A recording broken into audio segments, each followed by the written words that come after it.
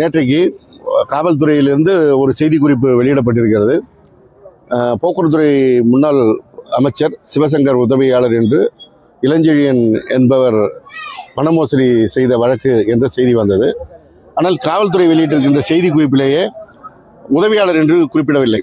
அவர் அந்த இளஞ்செழியன் என்பவர் சிவசங்கருக்கு தான் நெருக்கமானவர் என்று கூறிக்கொண்டார் என்ற அந்த செய்திக்குறிப்பு தான் இருக்கிறது. புகாரும் அப்படிதான் இருக்கும்.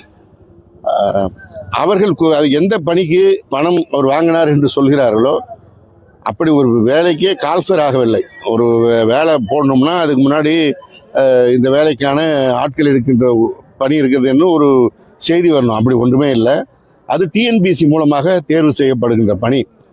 யாரோ ஒரு இடத்துல போய் ஏமாந்து போனதற்கு இந்த நேரத்தில் அந்த செய்தி வருகிறது என்றால் உள்நோக்கம் இருப்பதாகத்தான் எனக்கு தோன்றுகிறது. காரணம், சட்டப்பேரவையிலே இந்த அரசு மீது இருக்கின்ற தவறுகளை எடுத்து வைத்தேன் என்கின்ற காரணமும் தொடர்ந்து 2-3 நாட்களாக ஊடகங்களில் நான் பேட்டி கொடுத்து வருகின்ற நேரத்தில் இவர்கள் எதிர்க்கட்சியுடைய குரலை முறிக்க வேண்டும், நெருக்க வேண்டும் எடுக்கின்ற பல முயற்சிகளுடைய தொடர்ச்சியாக கருதுகிறேன். காரணம், ஏற்கனவே ஒரு இளைஞரை சென்சி திமுக என்ற அமைப்பினை ஏற்படுத்தி செயல்படுகின்ற அறிவானந்தம் என்கின்ற ஒரு இளைஞரையும் இப்படிதான் அவர் முதலமைச்சர் குறித்து அவதூறு பேசினார் என்று இரவு 1 மணிக்கு போய் அவங்க வீட்டில் போய் காவல்துறை முற்றுகையிடுகிறது. ஒரு பகல் முழுவதும் அந்த இரவிலிருந்து முற்றுகையிட்டிருக்கிறார்கள்.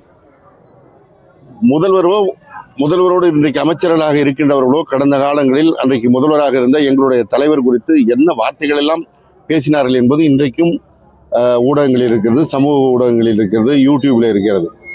ஆனால் அப்பொழுதெல்லாம் திராவிட முன்னேற்ற கழகம் இது போன்ற ஒரு நடவடிக்கையை கூட எடுத்ததில்லை. ஆனால் இன்றைக்கு இவர்கள் அப்படி பத்திரிகை சுதந்திரத்தை பயன்படுத்தி பேசியவர்கள் தாங்கள் ஆட்சிக்கு வந்த பிறகு பத்திரிகை சுதந்திரத்தையோ கருத்து சுதந்திரத்தையோ விடமாட்டோம் என்று குரல் வலையை நெருக்கின்ற பணியில் ஈடுபட்டிருக்கிறார்கள் என்பதைய வெளிப்பாடுதான் இந்த வழக்கு.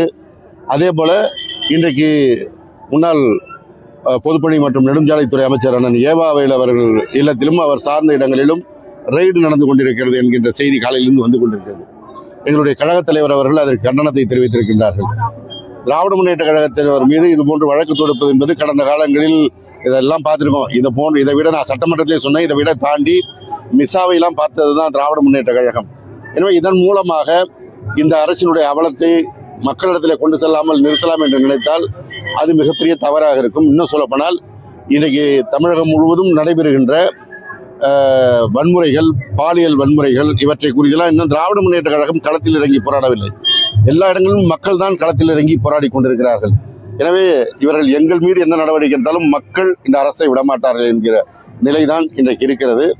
எனவே மீண்டும் தெளிவாக சொல்கிறேன், இந்த புனையப்பட்டிருக்கின்ற வழக்கிற்கும் எனக்கும் எந்த தொடர்பும் இல்லை.